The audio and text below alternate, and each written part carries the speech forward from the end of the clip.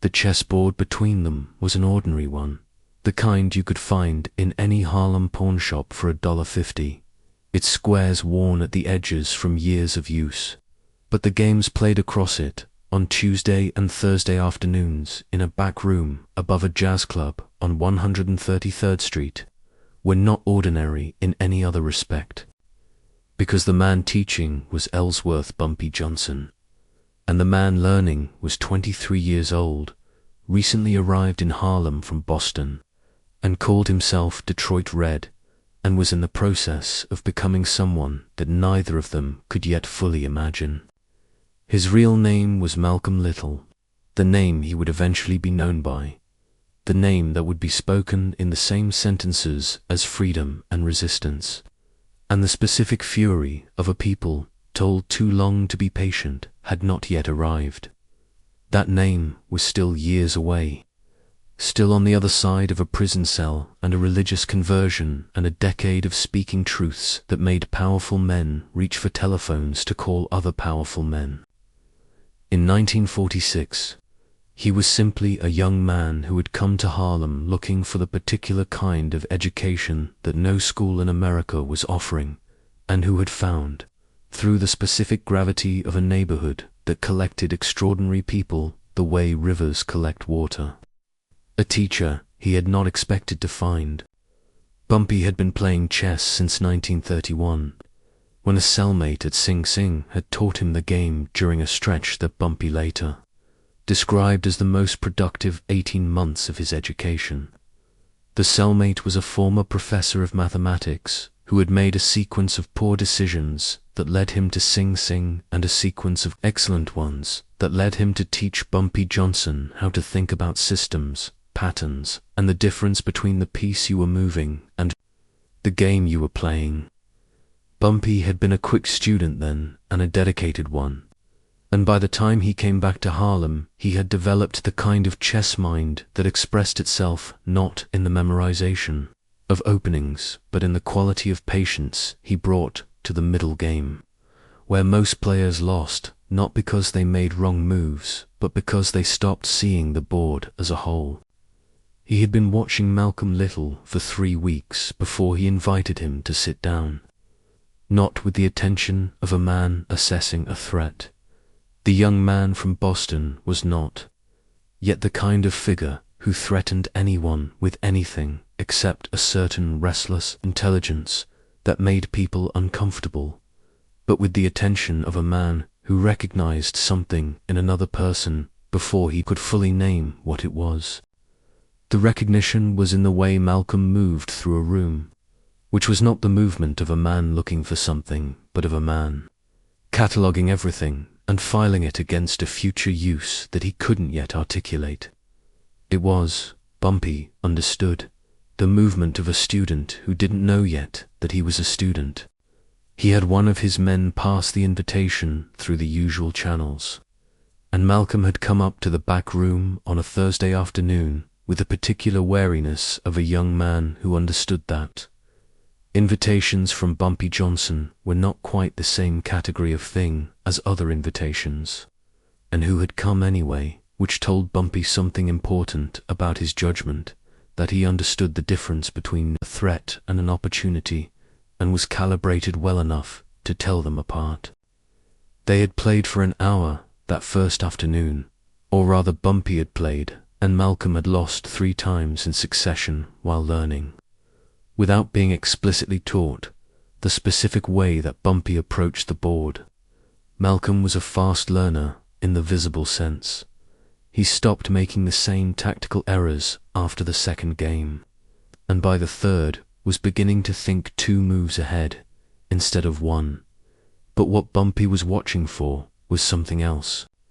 He was watching for the moment when Malcolm stopped reacting to what was happening on the board and started asking himself what was going to happen on the board, which was the only transition that actually mattered.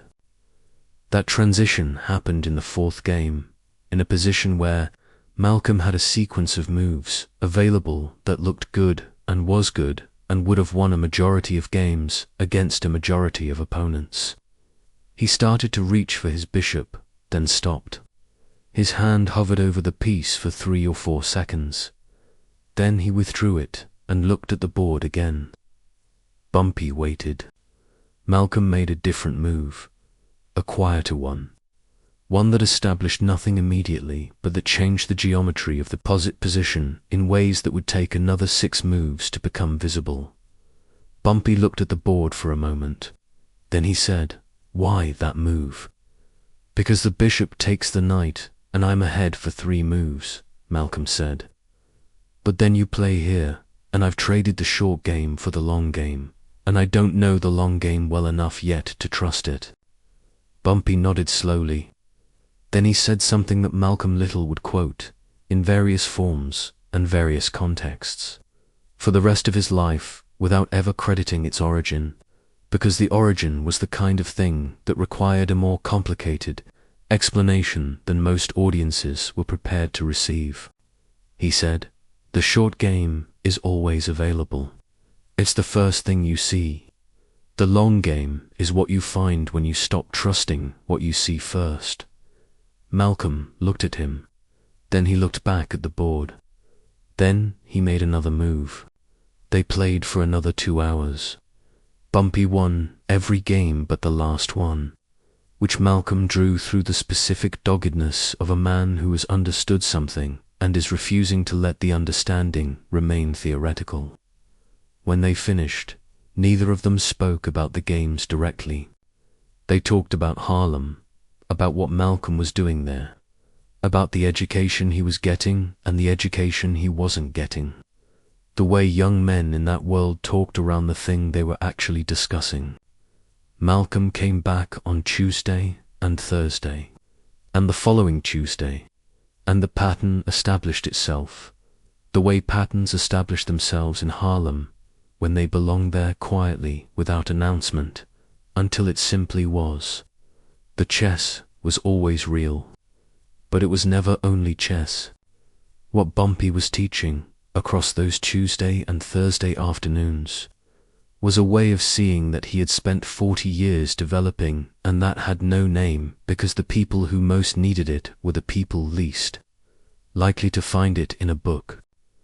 It was the understanding that systems have rules, and that the rules serve the system, and that the system serves whoever designed it, and that the person who understands this clearly enough can navigate the system, subvert the system, or build a different system, but cannot do any of those things if they mistake the rules for the reality. This was, in its deepest form, what chess had taught Bumpy, not the specific opening variations or the endgame techniques, but the meta-lesson that every game was a system, and every system could be understood completely, and understanding it completely was the prerequisite for anything else. Malcolm was, at 23, already angry in the specific way of someone who has seen injustice clearly and hasn't yet developed the intellectual framework to do anything with the clarity except feel it. The anger was real and correct, and would eventually become one of the most powerful moral instruments of the 20th century. But in 1946, it was still raw material, enormous, hot, without direction. Bumpy had been that angry once. He recognized it the way a man recognizes a road he has traveled, and he understood, from his own experience, that the anger needed structure the way a river needs banks, and that without the structure it simply flooded and destroyed things without discrimination, including the man carrying it. He never told Malcolm any of this directly. He taught it through the chess, through the conversations that grew around the chess, through the specific quality of attention he brought to every question Malcolm asked, and the specific quality of his answers, which were never simple and never condescending and always pointed toward the same underlying principle, that the world was a set of systems, and systems could be understood, and understanding them was power, and power exercised with intelligence produced durable results, where power exercised with emotion produced spectacular ones that didn't last. The conversations moved through chess into everything else the way good conversations do when both participants are genuinely engaged. They talked about Harlem's economics, how money moved through the neighborhood, where it went when it left, why the same patterns of extraction repeated themselves decade after decade, regardless of which individual men were doing the extracting. Malcolm had intuitions about this that were sharp and occasionally wrong in their specifics, but almost always right in their underlying logic. And Bumpy corrected the specifics without dismissing the logic, which was the specific kind of engagement that Malcolm needed and almost never received. One afternoon in October, Malcolm arrived at the back room with a question he had clearly been carrying for several days. He asked why the men who ran numbers in Harlem were always going to prison while the men who ran banks that laundered the money never went anywhere. It was not a naive question. He understood the surface answer, which was money and lawyers and the particular immunity that wealth conferred in the American legal system. What he was asking for was the deeper answer, the structural one. Bumpy set up the chess pieces while he thought about how to answer. Then he pointed to the board and said that the pieces on the chessboard all had different powers. The queen moved anywhere. The pawn moved one square at a time, but that those different powers were not arbitrary. They were designed. Someone had decided, when they designed the game, that certain pieces would have more freedom than others. The game was not unfair because the pieces had played badly. The game was designed to work the way it worked. Malcolm looked at the board for a long time. Then he said, "So who designed it?" Bumpy said that was the right question, and that the answer was the people who benefited from the design, which was always the answer, and that understanding this was the beginning of understanding everything else. He said that most people spent their entire lives playing the game without ever asking why the rules were what they were, which was exactly what the designers of the game wanted, because people who were busy playing couldn't also be thinking about the game's design. Malcolm said, "And the ones who do ask get locked up." Bumpy moved a piece, he said. "Some of them, the ones who only ask, get locked up.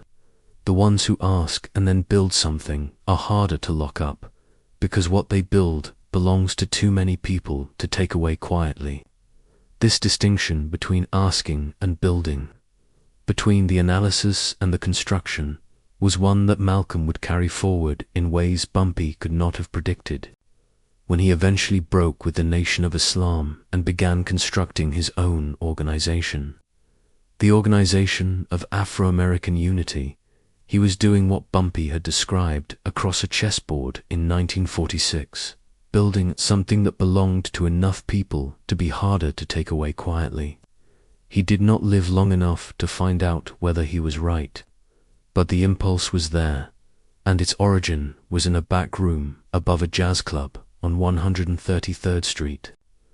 They talked about law, not in the abstract but in the particular, the specific ways in which the legal system functioned as a mechanism for maintaining arrangements that had been established before most of the people subject to them were born.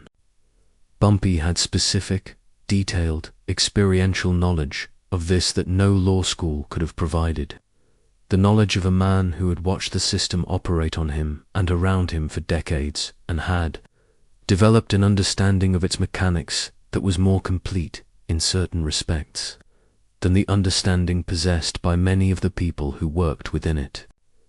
He showed Malcolm how to read a situation rather than just see it, how to identify whose interests a given arrangement served and whose it didn't, which was usually obvious once you knew to ask the question, how to trace a decision backward to its origin, past the official explanation to the actual motivation, which was almost always simpler and more selfish than the official explanation suggested.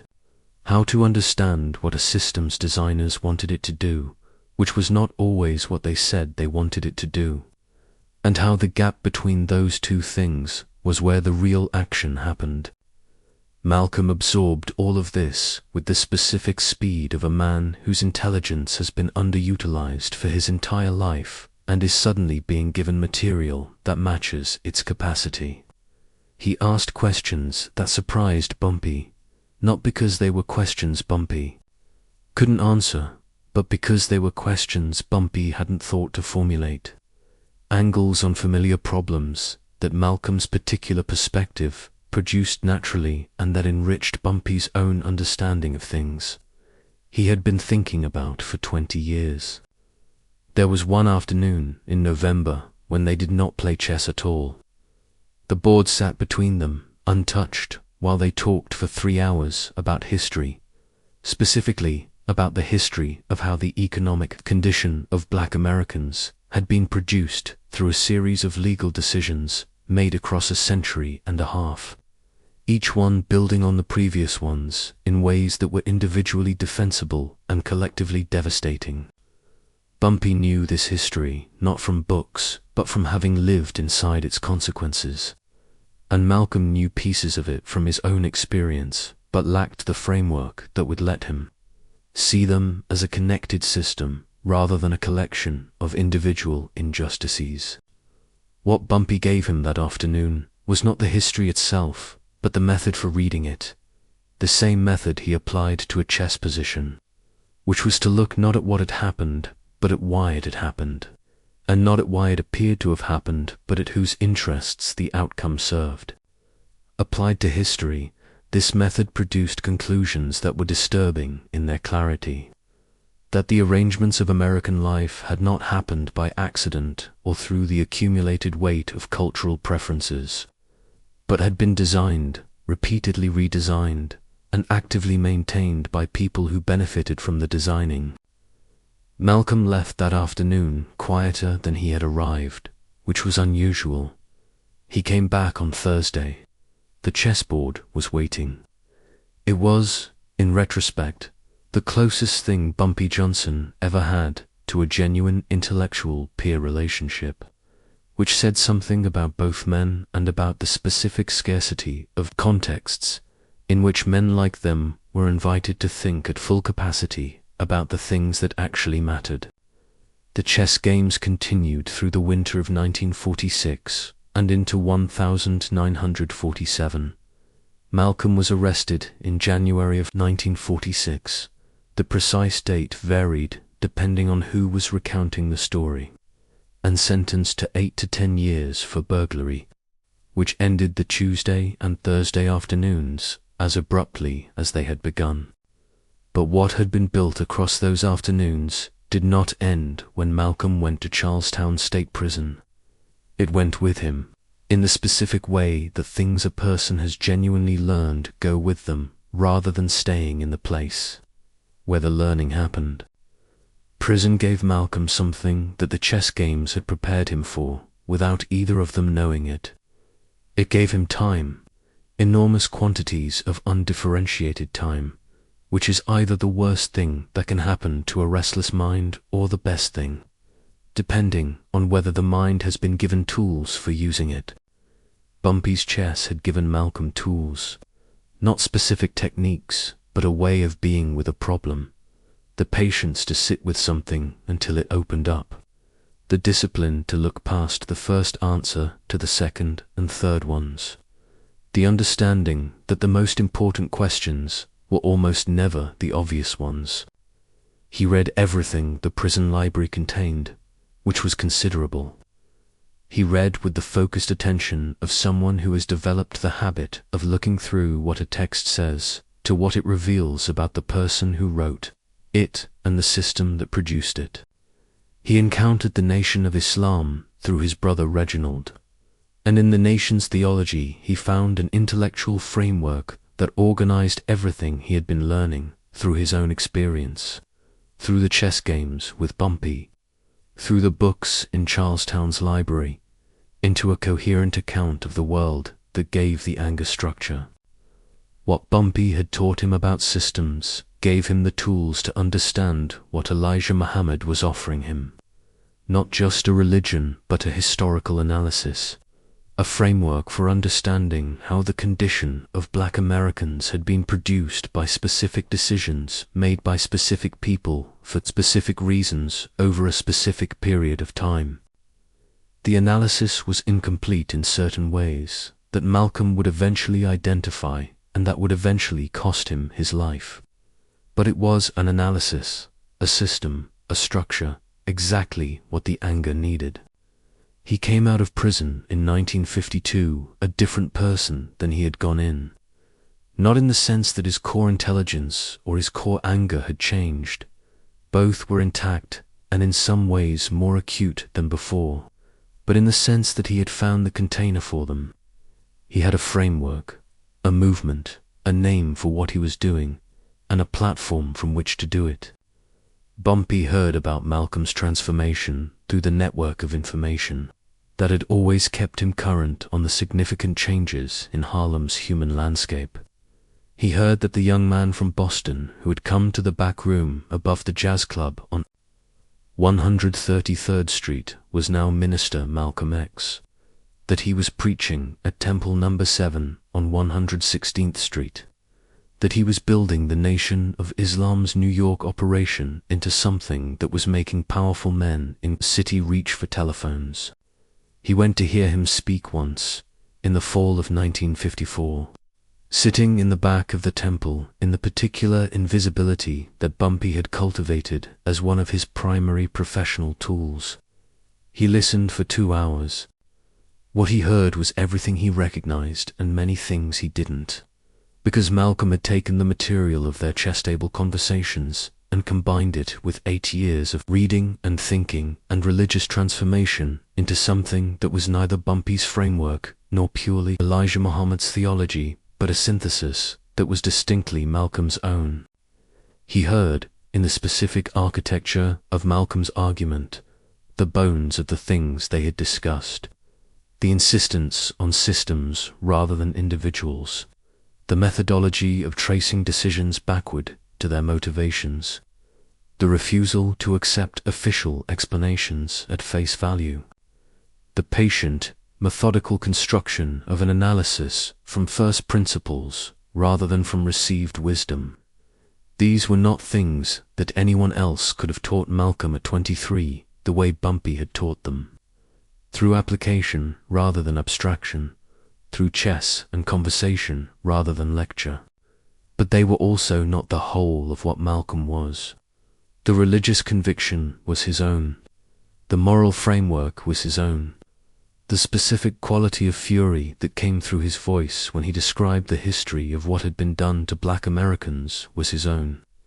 Refined and sharpened by 8 years in prison and the particular crucible of a faith that told him the fury was not only justified but sacred. What Bumpy had given him was a methodology for the fury, a way of organizing it, directing it, making it productive rather than simply spectacular. The long game instead of the short one. After the speech, Bumpy did not seek Malcolm out. He did not announce his presence or arrange a meeting. He simply left, which was consistent with the particular form of respect that operated between them, which was the respect of two people who understood each other well enough not to require the public performance of understanding. But word reached Malcolm through channels that Bumpy had attended, which was itself a form of communication in a world where the presence of Bumpy Johnson at an event said something that his absence could not have said. Malcolm received that communication in the way it was intended, as acknowledgement from a man who did not offer acknowledgement casually and whose acknowledgement therefore meant something specific. They met again in 1957 in a different back room above a different establishment, arranged through intermediaries with the particular care of men who understood that their association required discretion, not because either of them was doing anything wrong, but because the nature of what they represented made simplification inevitable, and simplification was always wrong. The chessboard was there. It was not the same one, but it served the same function. They played 3 games. Bumpy won the first. Malcolm won the second. They drew the third. This was itself a form of information. Malcolm, in 1957, was a better chess player than he had been in 1946, which was not surprising. He was better at everything in 1957 than he had been in 1946. But he was better in a way that Bumpy could recognize as his own methodology applied to a different set of materials. And recognizing it was not simple satisfaction, but something more complicated. The feeling of watching something you started grow past the point where you can see all of it. They talked, not about the chess and not about the Nation of Islam and not about Bumpy's organization, all of which were the subjects that the world would have expected them to discuss. They talked about Harlem, about what was happening to it and what was going to happen to it and what needed to happen to it that wasn't happening. Malcolm talked about systems with the fluency of a man who had been thinking about nothing else for 11 years.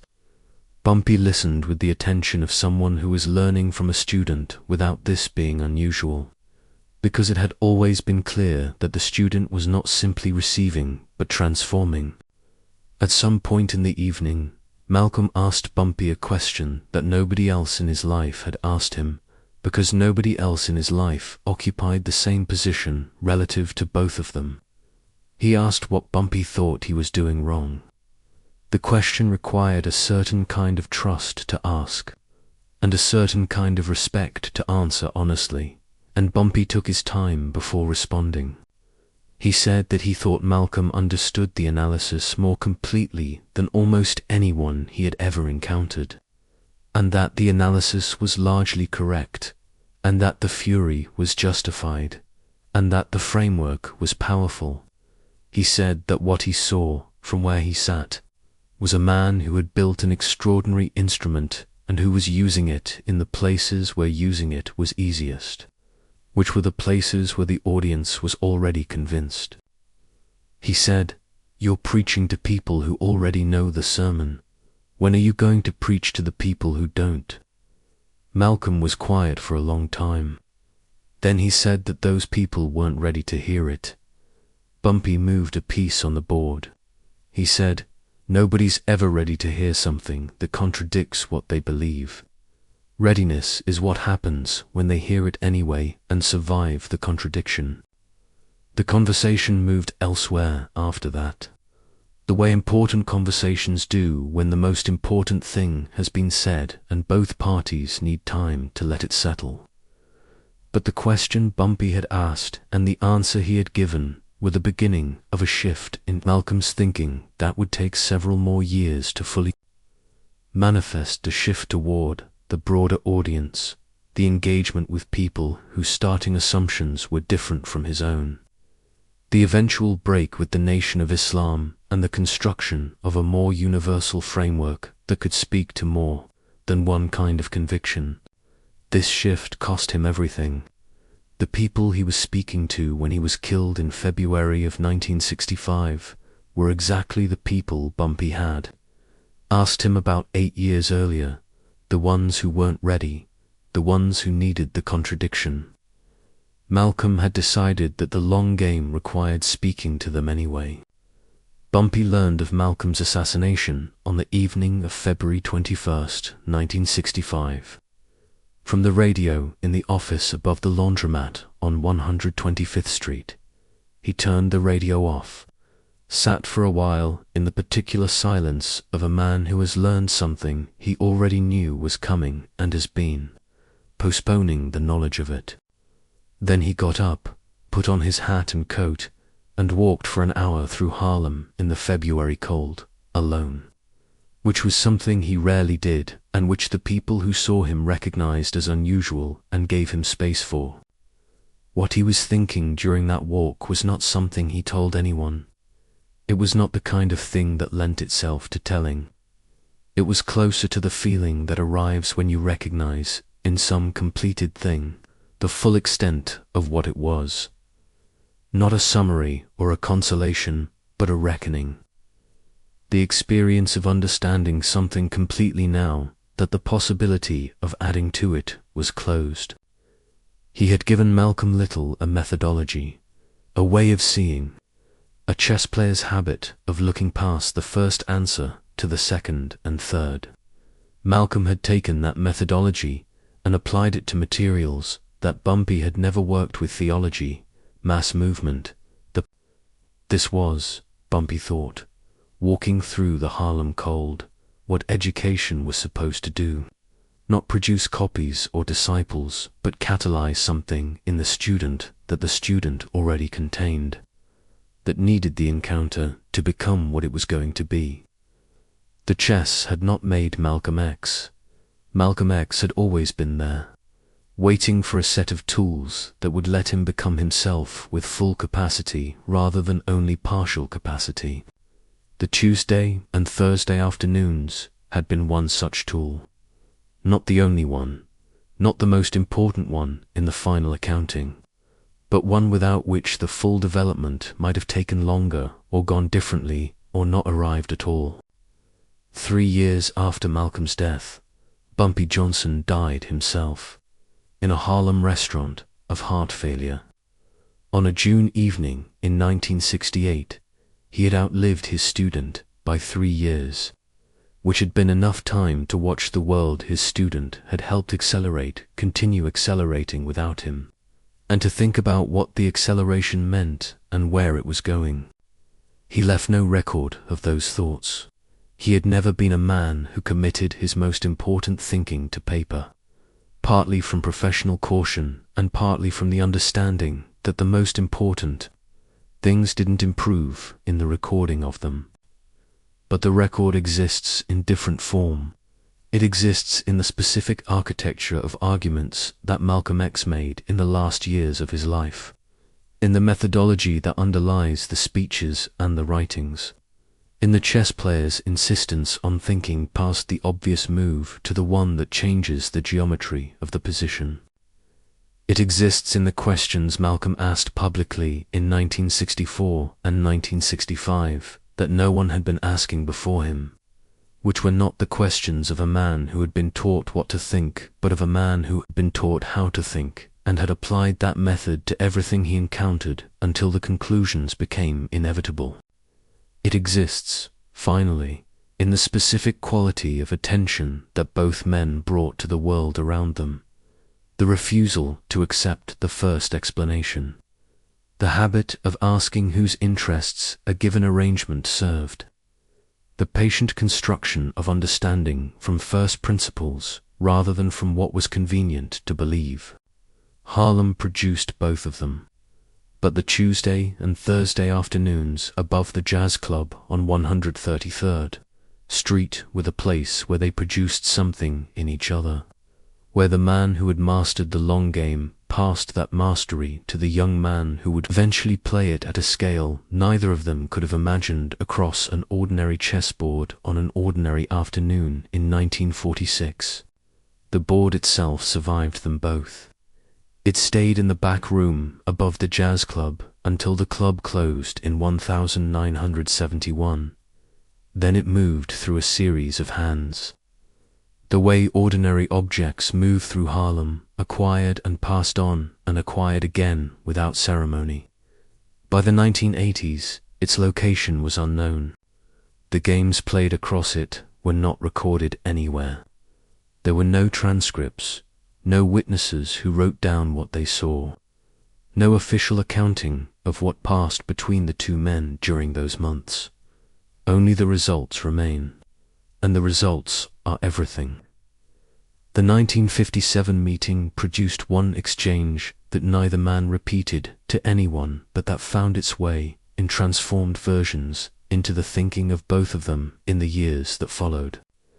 Late in the evening, with 2 games completed and the third still in progress, Malcolm asked Bumpy something he had been circling for an hour. He asked whether Bumpy ever regretted the life he had chosen, not in the moralistic sense that the question usually carried, but in the strategic sense. Whether he thought that the same intelligence, the same patience, the same quality of mind that had built what he had built in Harlem might have built something different in different circumstances. and whether the something different would have been more durable. Bumpy was quiet for a long time, long enough that Malcolm made 2 more moves on the board before the answer came. He said that the question assumed the circumstances were a choice, which was a generous assumption about how much freedom any man born into what they were both born into actually possessed. He said that the circumstances he had been given were the circumstances he had worked with, and that working with the circumstances you had rather than the ones you wished you had was the only honest form of strategy available. Then he said something else. He said that durability was not the only measure, that some things needed to happen quickly and visibly rather than slowly and invisibly, and that the question of which mode a given historical moment called for was a question that required knowing what moment you were in, which was the hardest thing to know from inside a moment. Malcolm looked at the board for a long time after that. He had just moved into what looked like a winning position. He studied it with the attention of a man who has learned not to trust what looks like a winning position until he has checked it 3 times.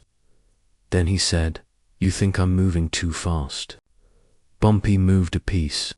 He said he thought Malcolm was moving at exactly the speed the moment required, and that the question was whether the moment was going to last long enough for the speed to produce what it needed to produce.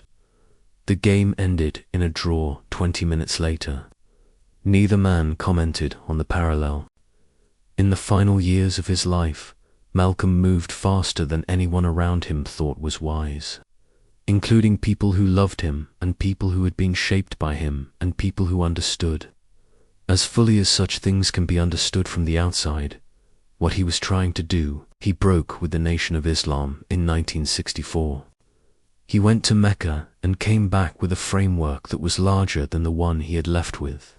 He founded the Organization of Afro-American Unity and began speaking to audiences that his earlier framework could not have reached. He was killed in February of 1965, before any of this had produced what he was building it to produce. The question Bumpy had raised in 1957, whether the moment would last long enough, turned out to have an answer. It did not. But the incomplete building stood anyway. Incomplete things sometimes stand in ways that complete things don't, because the incompleteness itself is a form of invitation, a space that other people can enter and continue building in. What Malcolm left behind when he was killed was not a finished structure, but a method, a way of seeing and thinking and asking questions that other people could apply to their own circumstances and their own moments. This was, in its deepest form, what the chess games had given him. Not answers, but method. Not conclusions, but the tools for arriving at conclusions. Not the long game already played, but the capacity for playing it. Bumpy Johnson understood this, in the year between Malcolm's death and his own, in the specific way that a man understands something when he has lived long enough to see it complete itself. He had given a young man with an extraordinary mind the tools that the mind needed to become what it was going to become. The mind had taken those tools and built with them at a scale that had no relationship to the back room. Above the jazz club on 133rd Street, this was what education was supposed to do. This was what the Tuesday and Thursday afternoons had done. He had given the tools without knowing what they would build. The not knowing was not failure, but honesty. No one who gives tools to another person of genuine ability can know what will be built with them, because the building depends on the builder. And the builder was not Bumpy, but Malcolm. And what Malcolm built was Malcolm's. The chessboard between them had been ordinary. The games played across it had not been. What came from those games was less ordinary still. That was enough. For both of them, in the accounting that mattered, it was enough and more than enough.